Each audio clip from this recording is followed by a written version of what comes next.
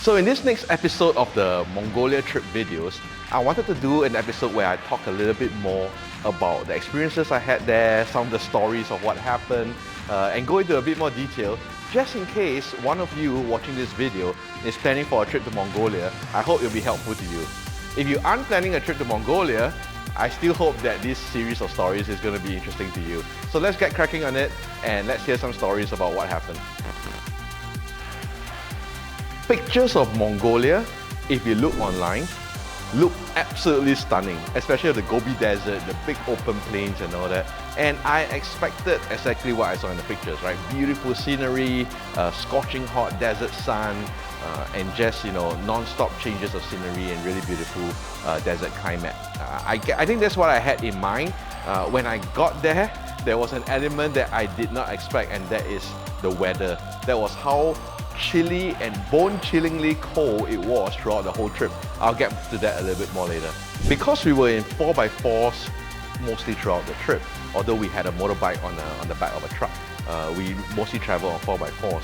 And that was because of the season that we were in. In April, the weather is still a little bit cold and chilly. A little bit too cold to be riding out there, although we spent a bit of time on the motorbikes, but most of the time we were in the 4x4s. So the first time I was really very exposed to the weather was when we decided to park the vehicles and look for a camping spot on the first night, right? Now, I love camping as much as anybody else does, but I must admit, I felt a little bit out of my element at that moment, figuring out how to pitch the tents and how to direct it so that the wind will be coming and trying to find a level spot and all that. It turned out to be fine because the Mongolians that were there with us were excellent in helping me set up my tent and to create a main center tent where they were cooking out of, and it was rather warm in there. It was fine. Now, as the sun went down, temperatures started dropping. It looked beautiful as the sun was going down, but I could feel the temperature dropping, and by the time I was getting in my tent, I was feeling really chilly.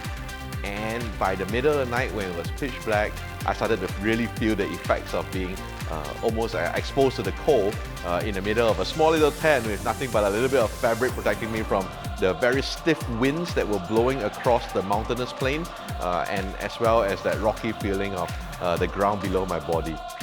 The elements in the Gobi Desert are things that you don't get to experience, living in a city day to day, but they're really something interesting during those times that, one of the things that we encountered I recall it was like day 2 or day 3 of the driving was that I saw a sandstorm in front of us, right? And we were driving into the sandstorm. Now, if you've not experienced a sandstorm before, it feels like you're just driving into a very heavily foggy area for a while, but the fog is not grey, the fog is like brownish, okay, like sandy. But one thing that you really feel when you're entering the sandstorm is the strong wind, like really strong wind, right? And because we're in a car, we're quite insulated, it was fine. So took a lot of videos of us in the car and visibly started dropping the deeper you go into the sandstorm. And there's no real weather radar or anything like that to tell you how big the sandstorm is or how far you have to drive to get through it. You just feel it like getting darker and darker and it's swirling around you and all that. For some reason unknown to me, the guides who were driving the car suddenly decided to stop somewhere in the middle of the sandstorm. Maybe somebody needed to relieve themselves or something like that. So we all had a chance to step out right into the middle of the sandstorm, and it was an interesting situation because you feel this gritty sand just blowing everywhere really fast. Obviously it was cold as well because the sandstorm had blocked out the sun completely. So you see me here using my scarf to try and cover my face from the sand that was getting into my teeth and into my eyes and everything, and at the same time trying to find a place to take a break because the drive through the sandstorm was quite long, right? So I believe the drivers were stopping to take a break and to make sure that they didn't lose contact with each other. So one of the key things was to ensure that the convoy didn't lose contact in the sandstorm because we were driving off-road. It was very bumpy. It was low visibility. I mean, some parts were road, some parts were sand, and I think the drivers wanted to make sure that everyone was alert, awake, and within contact of each other. So that sandstorm was a really interesting experience. Of course, it was a relief when we drove out of it, but you can see that the entire time we're driving in it, maybe 2 hours of driving through it, it was really a really very big swath of area that was covered by the sandstorm. Yeah. So things really got interesting when the first time the cars got stuck in the sand. I recall it's like late afternoon, and we still had quite a ways more to go. And we were driving through a patch that was really soft sand. Now in Mongolia, every day that we drove, we passed through multiple terrains and sceneries. And this time we just happened to be in the soft sand. And I recall we were just about to go up over a sand dune, right? And just as we were going, one of the cars just lost traction and got buried in the sand. And the more you spin those tires, the deeper in the sand it got. And immediately the car behind him had to stop as well, which caused him to also get stuck in the sand, because on a surface like that, you got to kind of like keep going, and the momentum got to keep you at the floating over the sand. But the minute you stop, you kind of like bury into the sand really quick. So naturally, the cars in front had to stop as well. And one by one, as they came back, these cars are all equipped with tow hooks and hitches, and they can hitch to each other and kind of like tow each other out using cables and stuff. But as the cars came back to try to pull each other out, before we knew it, all the cars were stuck, like one after the other. And it was quite crazy to me at that moment to look at that scenario and realize that, hey, like all the vehicles that we have are now stuck in the sand, right? What do we do next, right? There's no way to pull it out physically, also I thought, and then I realized that, so everyone was snapping to action. There's a lot of activity. I tried to help where I could, but I'm not mechanically trained in these things, and it was the first time I was experiencing it. So I was trying to keep my eye on what's going on. So I felt like the best thing I could do was to document all this by filming it, right? So that's why you see all these videos. Yes, I was rather unhelpful to the team at that point because I didn't know how or what I should be doing. I was waiting for instructions. A lot of the instructions are being shouted back and forth in Mongolian, so I didn't know what was going on. But wherever I could, I grabbed the spade, I tried to help, and then when they called me to push, so here I am pushing the car together with all of them trying to get it out of the sand. And really, at the end of the day, it's a combination of the towing winch to pull the car out and a bunch of us pushing the cars that got it out of the sand. Now, we absolutely completely missed our planned stop point that evening because of how long it took to get the cars out, and the sun had went down by then, so we traveled on a little bit further before we pitched tent for the night there on some sandy plain down there. But that was my first experience of the cars getting stuck, and I realized how quickly and how easily it was for all your vehicles to be completely stuck. And here's the best part of it: there is no one to call. There is no one to call to come and save you. You're in the middle of the desert, you got to figure it out yourself with whatever equipment you have. At the peak of the heat each day, it actually gets rather warm, like maybe around 26 to 28 degrees, right? It actually gets rather warm and sunny. But then the next time we got stuck, it wasn't nearly the same, right? The next time we got stuck, we were actually on our way to find a monastery that was at the top of a mountain. And of course, the plan was to drive up as far as we can, because the more you drive, the less you walk, right? So we were driving through this forest, and the forest looks beautiful, like it's pristine, There are no real paths through the forest, like no one's driving through that forest. So the vehicles were kind of like picking their way through the forest the whole way, very, very close to the trees and all that. And at some point, the lead car just started spinning and sliding. Like you can see the wheel spinning, and the vehicle is just like sliding a bit, and like, oh man. So when I look out of the car and look, it's actually, what we're seeing is all these like pine needles that were covering the floor, which make the floor look very accessible and flat and all that. But right below the pine needles was like maybe half a foot of thick clay mud, right? That the minute the wheels got into contact with those, it created this extremely slippery environment, and all the cars started sliding left and right and all over the place. It got really hairy, especially because there were so many trees nearby, right? So losing traction meant sliding into a tree, and we didn't want to damage the cars as much as possible. So after multiple tries of trying to get the cars unstuck to keep going up, the team decided, let's ditch this and let's track the rest of the way. So I think we were still a couple of kilometers away from the top where the monastery was supposed to be. We just left the cars there, we grabbed a bottle of water, and then we started this trek up. And the higher up we went, the more slippery, the more muddy it got, and the more slushy it got, right? So it was like a bit of snow, a bit of slush, and a lot of mud. And that was the trek that we did all the way up. I was completely over bundled for that. I had maybe like 2 layers on inside, including heat tech, plus a hoodie. And as I was climbing, I was dripping with sweat. I had to take off a few layers, but it was a really interesting climb, and the monastery at the top was totally worth the climb. We spent some time up there, we recuperated a little bit, and I kept asking them, the cars are still stuck, what are we going to do? And everyone assured me that, don't worry, you know, because now when we go back to the cars, we are just going downhill, it's easy, right? It was not easy at all. So after we went back, we kind of sat around, we ate lunch there on the spot. It was a very late lunch. And then we had to find rocks and branches and all that, and kind of like prop the wheels of the cars up to get them out of the trenches that were made by the car tires that had been spinning so much in the mud. It was true, it was easier to get out than when we were going uphill. Downhill, we kind of used the weight of the cars and the momentum to get ourselves out. And then before we knew it, we were back on the home stretch, flying down the stretch. And hats off to my buddy Fabian, who was riding the motorbike during that time. He took one or two spills because of how slippery and wet it was, but I remember watching him flying down the side of the mountain as we cleared the lining of trees, which was where all the mud was. Once we cleared that and got into the open plains, with the sun setting and watching his bike zooming along beside us as we came out of the area. Absolute sight to see, I'll never forget that sight.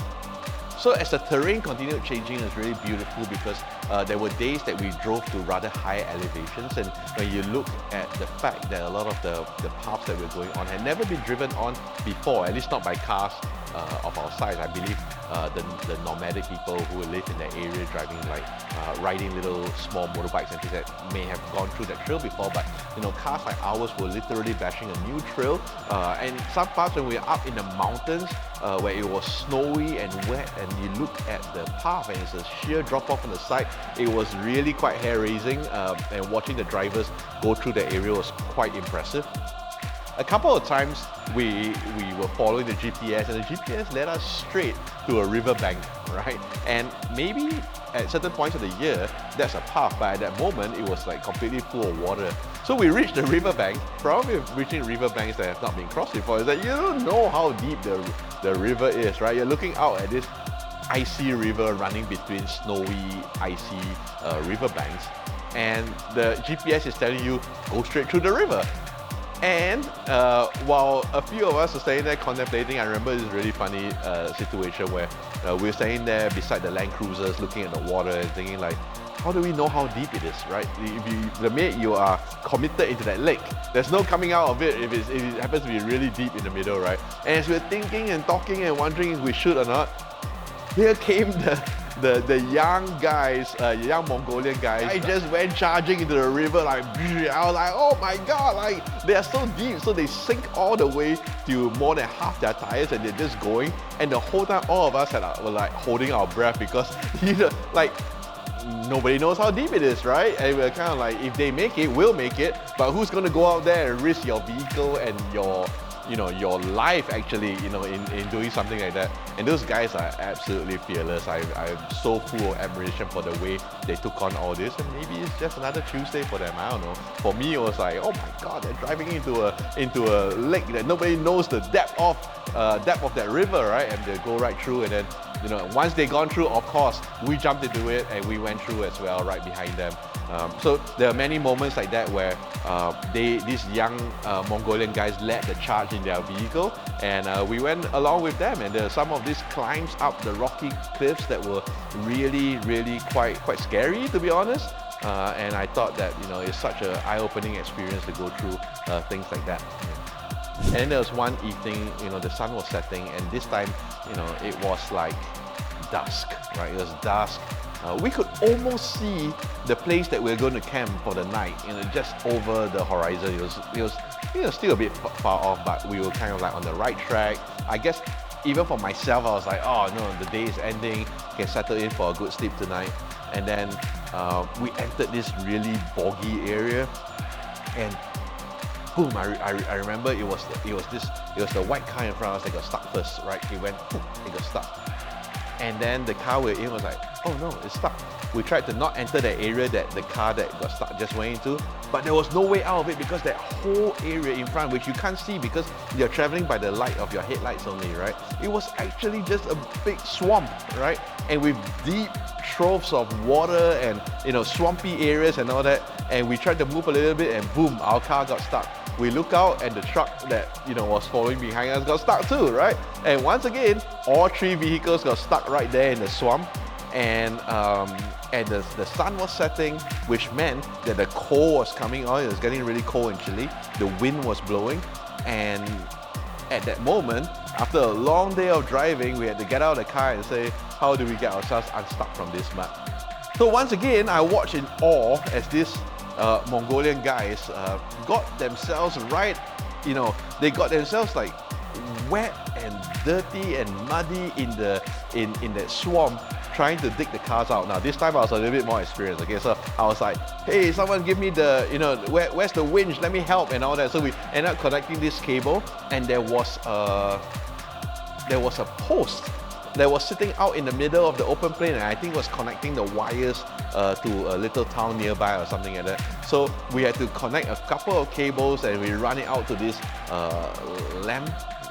electrical tower kind of thing. It's a post that was about this thick. We ran it around that, and we started pulling out the cars one by one. You can see some of the video clips of that moment. You can see everyone is moving by the lights of each car shining at each other, and you can see how bumpy the terrain is. As each car got out, they were really flooring the accelerator to get out there. And I recall that after we struggled with that. That one took us easily maybe like close to 3 hours to get the cars unstuck. And I remember we got stuck maybe around 7, and by the time we got the last car unstuck, it was close to 11 p.m. at night. And I remember somewhere in the middle, I went up to Boro and I was like, hey bro, don't you think like this is the time that we call for some help? I don't know, like send some six-wheeler out here to pull us out and all that. And I remember at that moment he just looked at me and then he gave this like chuckle and then he walked away, right? And I was like, what? Did I say something wrong? Like go call someone to come help us, right? We are like all our cars are completely stuck in deep in the mud, right? And he laughed, and later on he told me, Jason, there's no one to call. Like, who are you going to call to come and save you here? It's up to us to get ourselves out of this situation. All's well that ends well. We got out of there in the end. It was late at night by the time we reached the place we were going to stay. And that was really one of the highlights of the trip, to realize that these guys, they don't function with a backup plan. They are the backup plan. So if anything goes wrong, they're going to fix it right there and then. It was really a lesson of grit as well as pure tenacity that I saw in their faces as I tried to be of help to them in the situations that we're in. So to wrap up all these little things that happened during the trip, I thought to share a couple of key points that I would definitely do if I was going back there again. I think the first thing is all about expectation, right? Realizing that the best laid plans according to the GPS, according to the map and everything, may not work out because of things completely beyond your control, like getting stuck in the mud. And I'm super grateful we didn't have any vehicle failures or anything like that, but I knew that the guys would have planned a contingency around it. And I recall at the end of the day, I recalled the briefing we had at the very beginning, right? We flashed back to that moment before we left. I got some clips of it, of us standing in a circle beside the truck, getting a briefing from Munk, who actually put this whole trip together. I remember him saying this, right? We have enough supplies for, I think he was like, we have enough supplies for 9 days, but you guys can come back in 12 days. I was like, what? What do you mean 9 days, 12 days? Or was it why were there like 2 different dates? And then I realized it's because no one could predict how long it would actually take to come back. So they actually have this buffer of supplies of multiple days additional in case for that contingency that we were just stuck out there in the Gobi Desert. And I thought that's crazy, right? You would think that in this day and age, who plans like that? But they plan like that. And I'm super grateful to that team for everything they did to plan for the whole trip and to keep us safe throughout the whole thing. Now, so that was expectation. I think second thing, it was about using the right equipment and being properly dressed for the elements. I'm grateful that I prepared enough cold weather clothes, but even then I felt really chilly. I thought that there are some ways I could have prepared better knowing the weather. So I would recommend anyone doing a trip to the Gobi Desert to really just plan in terms of having extra warm clothes. Another thing that I think is worth mentioning was that you don't underestimate the power of nature when you're there. There was one night we were in a sandstorm and we had just gotten into this community house that the villagers allow us to stay in for the night.